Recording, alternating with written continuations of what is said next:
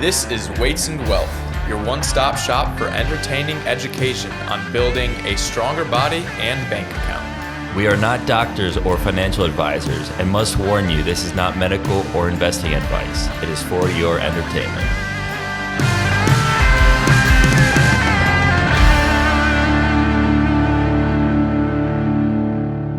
Welcome back to another episode of Weights and Wealth. Today's episode is going to be on your 20s and how to use them to set yourself up for the future.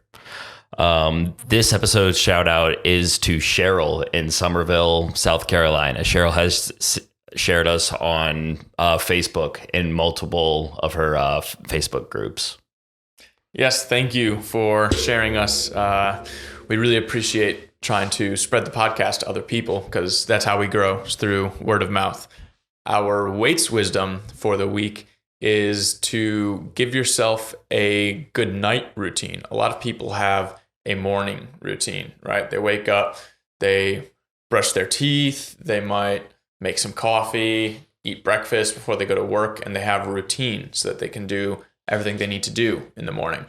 Well, you should also have a nighttime routine to help you wind down for bed. A lot of people's sleep hygiene, is what it's called, is really bad, and they're exposed to bright blue lights right up until they go to bed with their phone. Most people, the last thing they look at is their phone when they're setting an alarm, and maybe they were scrolling through Instagram right before bed. So make a sleep routine for yourself where you stop eating a couple hours before bed, and you stop exposing yourself to bright blue lights an hour, 2 hours before bed, and treat your bedtime kind of like you treat your mornings. That'll help you sleep better and get better quality sleep, get more deep sleep. All right, so let's get started. So the first part about using your 20s, a lot of people like to either start it off working or going to college. Mm-hmm. Or there's also the third option of taking a gap year. Yeah. So so earlier on, I wasn't a big fan of gap years, but just from talking with people who have taken them, I'm becoming a bigger fan.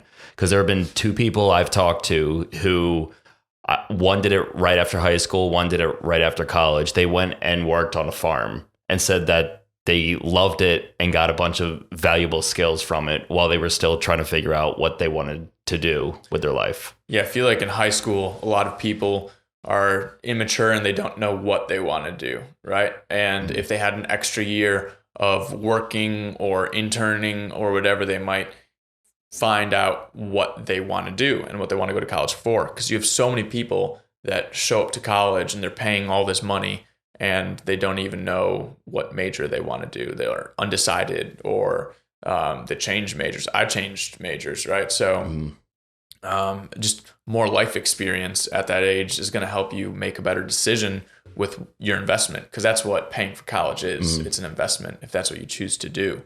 And then along with gap years, that might help you, especially if you're working a job that requires a skill. It might help you decide if college is even right for you, or if you can just work at that skill and develop that skill, or go to a trade school, and if that's a better route for you. Because I feel like in high school, you're kind of pressured to go to college. But if you take that gap year and you start working, maybe you might find out that you can work and not even need college. Yeah, I think two of the other benefits are also talking with people at work. I mean, a lot of the people that you'll work with aren't your own age and have a lot more life experience, and you can just ask them questions about what you want to do with the rest of your life, and they can have some pretty good advice to offer. And then also you can save up while you're working if you are going to college, and then you can help pay for it that way and not have to take on as many student loans. Mm-hmm. Absolutely. Do you think that we should do what some other countries, like Israel is the most popular example, how they have everyone serve 2 years? South Korea does something similar as well with having people join their military. Do you think that we should have something like that in America, where after high school, when people turn 18, they got to do 2 years of some sort of service, whether it's military or something else? I think it would be beneficial, for people's health, just by being in the military kind of forces you to like stay active. You don't think so? It depends. No. And then also, I mean, it just gives you work experience, discipline. You know, it kind of forces you because I remember in college you had to wake up at like 5 a.m. a lot, and it just kind of forces people to have some discipline and get their life kind of started out on the right foot, rather than just going to college and having this going from high school where you're told where to be all the time to just having this unlimited freedom. Whereas the military is more like a real world experience where you have to do a job every day. So it's an interesting conversation because, first of all, if we did do that for everyone, we wouldn't need all those people in the military. Like the numbers don't work. So we would need some people to do something else other than the military. And then something with like a draft. We haven't had a draft in a while, but I wonder how much of like the people that are showing up to PT in the morning, how much of that is you're already sub-selecting from a group that kind of wants that discipline, and how many people, if they know they have to do 2 years, would be just like horrible soldiers that wouldn't be disciplined at all. You know, it's kind of interesting. But I feel like when there's a draft, people generally step in line and learn how to do military things. So I feel like anyone can do it if they're selected for it. But I wonder what other jobs we would count as like a service requirement if we required everyone at 18 years old to do 2 years of service. We need more jobs than just the military. So does that include police and fire, working in like a hospital? What if we brought back psychiatric hospitals? Because I think it was in the 80s, I think Reagan might have been the president that played a big part in closing down psychiatric hospitals. What if we brought those back and we used a lot of 18-year-olds during their 2-year service requirement? So I don't know. It's kind of tricky because you don't want really low quality workers working some of these jobs, like police officers. That's a really important job. So it's kind of tough because if you mandate that everyone has to serve in one of these roles, you're going to get lower quality workers in a lot of these important jobs.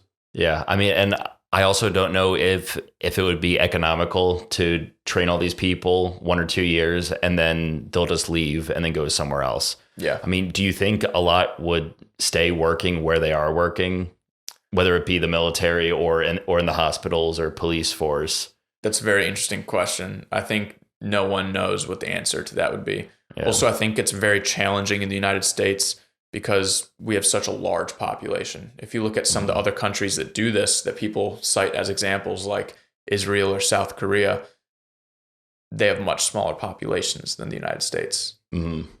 So it's kind of hard to, I feel like if people want to institute this policy, because every couple of years it's talked about when people are running for office about doing something like this.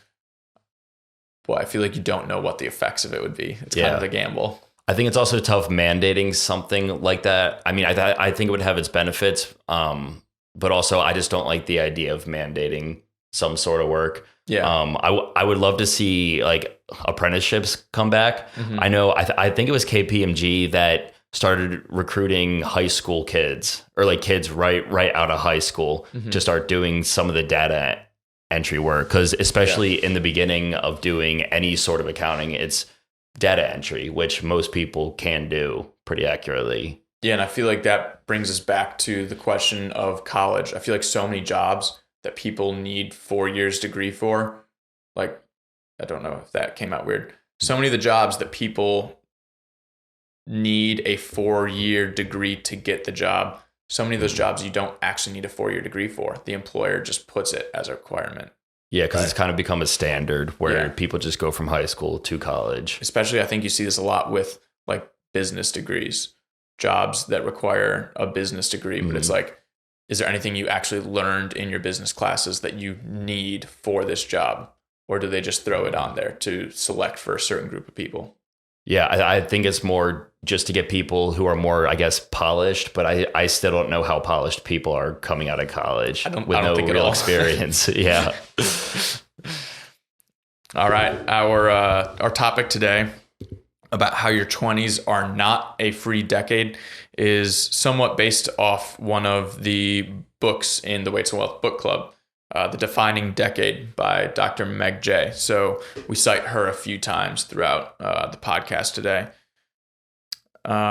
Nick, do you want to start on maybe the financial aspect of your 20s? Yeah. So the biggest part is just starting to invest as early as possible, because your money grows exponentially in the stock market, and on average it doubles every 7 or 8 years.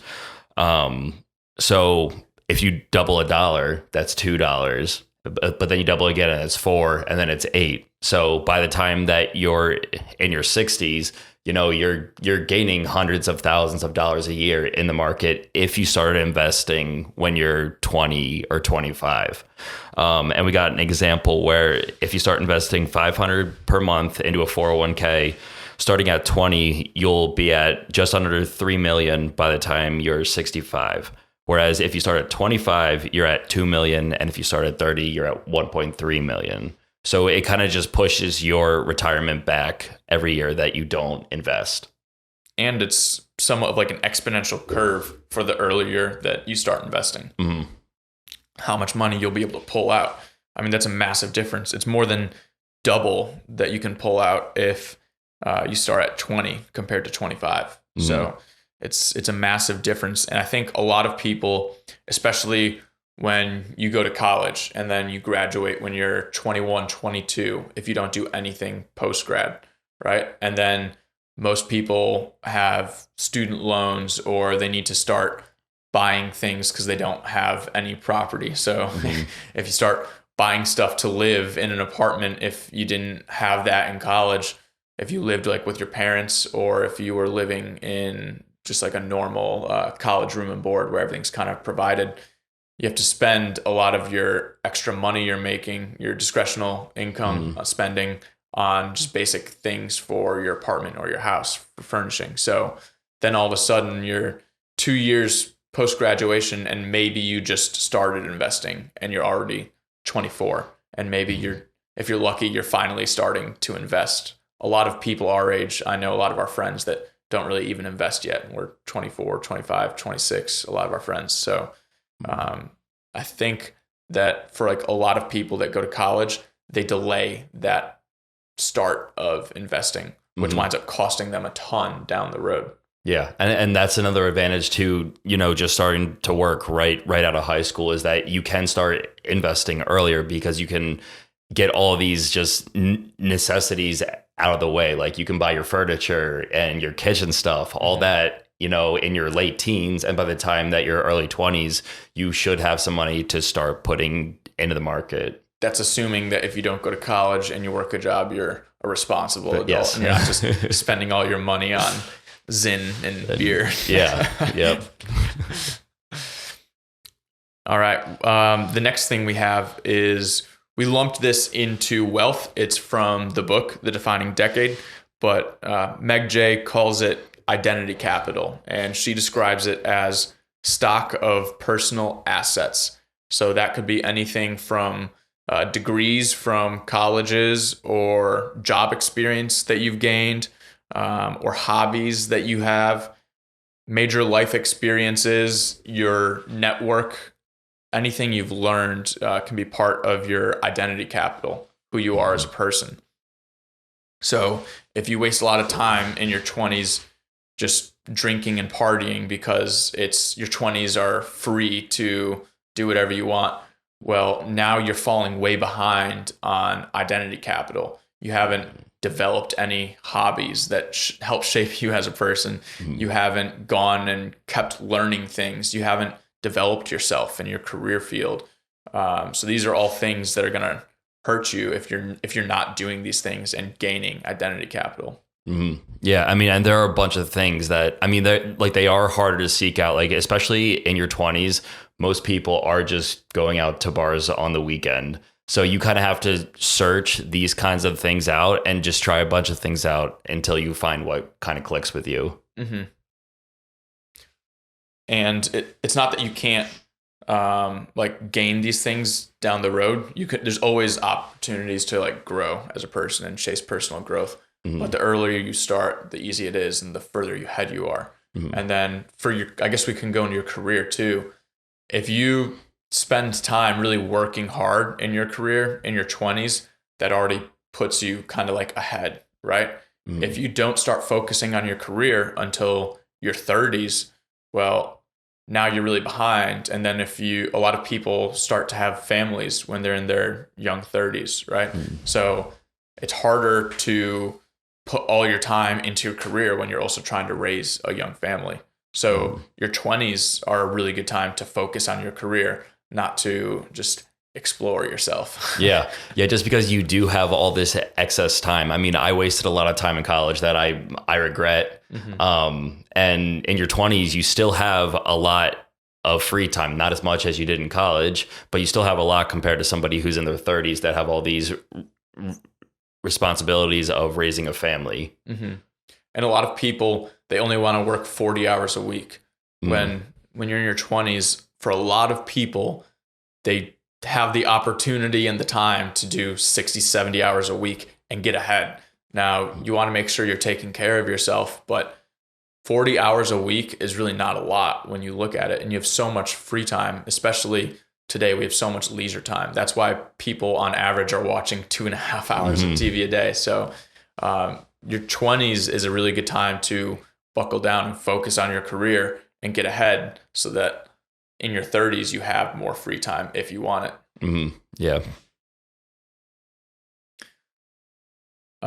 There's a lot of stuff in the defining decade on relationships, but we're going to skip over that because we do 45% of our audience is female still, even though we target ourselves towards young men.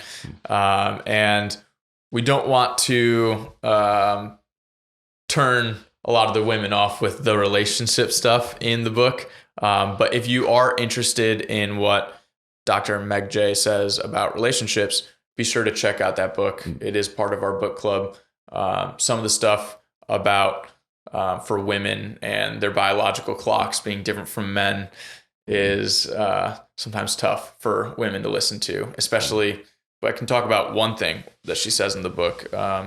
She looked at the average marrying age, and in 1950, it was 22 for men and 20 for women. And do you know what it is now, the average age? Oh, I was actually just looking at this. Is it like 30 for men, 28 for women? Yes, I think that's exactly right. Yeah, it's 28 for women and 30 for men. Yeah.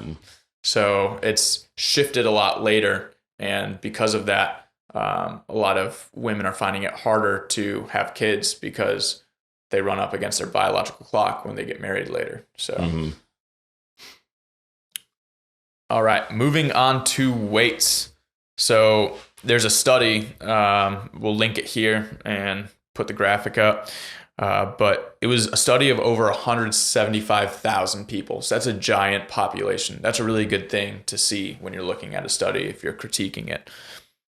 So this study showed that going from obese to normal body weight, men only have a 0.48% chance, so less than 0.5%.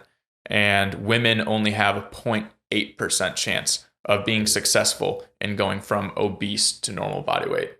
So that means it's very hard to reverse all that weight gain because your health declines and you're ingrained in these habits that got you to obesity, right? And it gets 6 times worse if you're trying to go from morbidly obese to normal body weight. Okay. So very, very difficult. There are people that do it, and shout out to those people because it's very hard, but it's not the norm. So there's 2 ways to look at this study and what it presented. It's one, that it's extremely difficult to go from obese to normal body weight, and a lot of people aren't successful. I think that's a more negative viewpoint. I think the more positive way that you can choose to look at this study is that we can take this as a lesson and say, okay, in our 20s, let's make sure we don't get to obesity. Let's try to maintain a healthier body weight in our 20s because it's going to be hard to reverse later. Right. So this study just made me think more about being preventative. So in your 20s, invest in the weights side of this equation. Make sure that you're going to the gym, that you're gaining muscle and staying healthy metabolically. Make sure that you're not just partying and indulging in food and getting to a point where it's a lot harder to reverse later. Yeah. And I mean, both these things kind of go on like curves, I think, at least, like, because they're all sort of related. Like if you stay going to the gym, then I think you're less likely to drink as much. Like the night before, if you have a workout planned on Saturday or Sunday, it might keep you from doing that. And then you'll feel better on the weekend and you'll have more time to spend on other things. And I think something else about this is that people don't get obese overnight, right? It's a gradual, slow crawl, right? So it might be 2 pounds, 4 pounds a year, and it just adds on. So I would say if you are in your 20s and you're not as active as you once were, you're not playing high school sports every day, right? If you start to notice that you are gaining body weight, get on top of it. Get a personal trainer, get on a lifting program, change your diet, like get out ahead of it once you see yourself start to gain some weight. Because it's much easier to reverse that when you only have to lose 10 pounds instead of when you have to lose 60. That's a much harder obstacle. And just from the nature of how your health markers have changed, your insulin response to glucose, maybe how hard it is to do some lifts if you have a certain body fat percentage, right? So it just becomes, there's so many more obstacles as your body fat percentage increases that if you start to see it creep up, try to reverse it before it's not too late, but before it gets too extreme. Yeah, and 2 to 4 pounds it doesn't take that much to decrease, or it doesn't take that much of a lifestyle change to not put on those 2 to 4 pounds. Yeah. That's just, cleaning up your diet a little bit, or just going to the gym, 1 extra day a week. That's really all that it takes. Yeah. So trying to turn it around once you see that slow crawl, I think is, you've noticed it before. So like we've talked about how sophomore year when you were a little chunky, but you didn't notice while it was happening, right? But then looking back at the pictures, you see it. So do you know when you noticed it sophomore year and when you decided it was time to cut? I know you were intentionally bulking up. But I was intentionally bulking, and then I just stopped trying to bulk, and then it just kind of came off just because I kept lifting and being on like a strength training program, and it kind of just came off on its own just because I cleaned up my diet a little bit. I mean, I was eating everything that I could possibly eat, and then I just kind of stopped doing that, and it just kind of came off on its own. Switched to Whole Foods and kept lifting, and it just slowly came off. Yeah. Okay. And then here's another thing for 20s. This is the last thing we've got here, but in your 20s, if you build a physique and you build a lot of muscle mass, then it allows you, when you get really busy with a family and a career, to spend less time in the gym. So it's a lot harder to gain muscle than it is to keep it on, right? Once you've built muscle, you only have to go to the gym once or twice a week and lift a little bit, and you'll maintain that muscle mass for the most part, unless you're in a big calorie deficit. But I was looking through studies for how much muscle, how much lifting it requires to maintain muscle mass.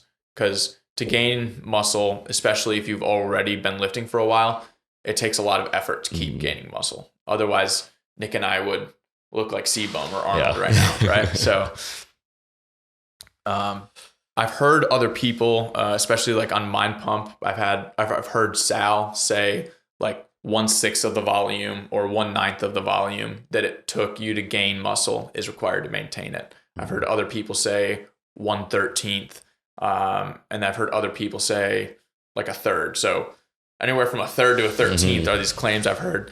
And I started looking through studies, and I'll give you the results of two of the better studies that I found.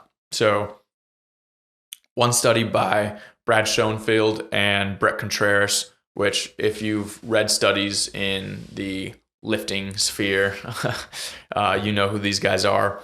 But they had a study where they had already resistance trained men, so 18 through 35, that had been lifting at least 3 times a week for at least a year. So these are generally people that have gained a decent amount of muscle. They had those people split up into different groups, and one of these groups only did 1 set per exercise, which only totaled 39 minutes of lifting a week. And they compared this to groups that were doing 3 sets per exercise of the program and 5 sets per exercise of the program. Now, for muscle gains, the 5-set group gained the most muscle, and then the 3-set, and then the 1 set. What was interesting about this study, and is applicable to what I'm talking about with maintaining, is that the group that only did 1 set per exercise, only 39 minutes of lifting a week, they still had 1.1% gains in hypertrophy over 8 weeks. So doing 1 set per exercise, they were still able to maintain / negligibly gain muscle, right? Just 39 minutes of lifting a week. So that shows that if you put in the time in your teens and in your 20s, your early 20s, to gain a physique that is healthy and that you're proud of, it's very easy to maintain it after that if life gets in the way and you wind up not lifting as much. Yeah. And then another study showed that just 7 sets per muscle group per week showed a 2.2% increase over 10 weeks in muscle. So what this tells us, if we take the average, a lot of programs, or like a number that's thrown out, is you want to do 20 sets per muscle group per week for gaining muscle. So if we take that 20 set number as a typical average program that people might do, and we compare it to the 7, that gets us that at 1/3 of the volume that it generally takes to gain muscle, we're seeing a 2.2% increase in muscle mass. So we're still maintaining. That's actually a pretty good gain rate. I would take that gain rate. Yeah, I would too. So I would say, based off these studies, like 1/3, 1/6 of the volume it took you to gain muscle is all it requires, if not less, to maintain muscle. So if you build a physique that is healthy and helps you keep a high metabolism from the muscle mass, you can keep that physique with doing like 1 or 2 workouts of some compound lifts every week. The better your physique is, or like not better, but the more muscle mass that you have, obviously you might start losing muscle if you're only lifting 1 or 2 a week. But for most people, I think 1 or 2 a week of lifting is enough to maintain if they're still pushing intensity. So anyways, that's a little spiel based off some science for an argument for really going after it in the gym in your 20s. Have you done that yourself, where like you get busier with work and then you just don't lift as much, but you're still doing like 1 or 2 days a week? Because absolutely. Yeah. There's been several times throughout the last 8-10 years where something's in the way, life gets busy or something, and I put the gym a little bit on the back burner, right? And I just go twice a week for 35, 45 minutes, and I'm not tracking macros. I'm still trying to hit my protein mentally, but I'm just in like a little main gain 2 or 3 or 4 week kind of break. And then once I'm able to sort through whatever's happening in life, I'll start to get back to it at the gym. But just that kind of main gaining period of just twice a week focusing on compound lifts, I tend to not lose muscle mass. If I go to Ranger school or something like that, or then I'm going to lose muscle mass. Yeah. No, I mean, I've done the same thing. And to be honest with you, I mean, I gain, like, my lifts go up very, very sparsely now, but I don't notice the difference between when I'm doing 2 days a week and 6 days a week. So I could be doing too much at 6, but very possible. Probably it.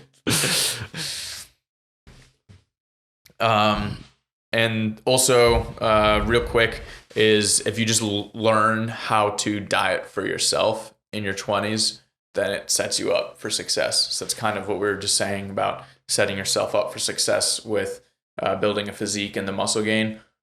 It takes a while to go through like tracking macros and eating a whole food diet. Once you combine those two things and you're able to kind of do an 80-20 whole food, processed food diet while mentally being able to figure out if you're hitting your protein, that's a really good spot for intuitive eating. So I've been working with one of my clients for a little while, and on our weekly check-in last week, they said, I feel like I can eat intuitively and I'm not restricted to just whole foods or tracking macros. I feel like I've just got the intuitive eating down now. And that's what I try to do with my clients. I try to teach them that, so that once I teach them that, then they don't need me anymore, right? And then they're able to be successful long term. They're not just following a meal plan when I'm coaching them. And that was really good to hear, because I love hearing client wins like that.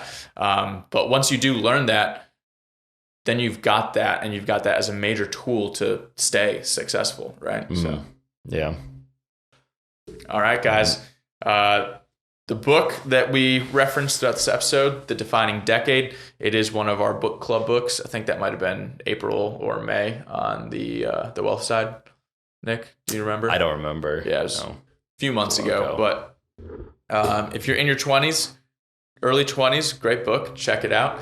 And if you guys have any questions for us, of course, hit us through email or through Instagram. And we'll see you next time. Thanks for joining us today at Weights and Wealth. And don't forget to apply today's lessons to live healthy and wealthy. If this conversation will contribute to your fitness and financial gains, please share it with a friend or family member and give a 5-star review so more people can lift bigger weights and get bigger bank accounts.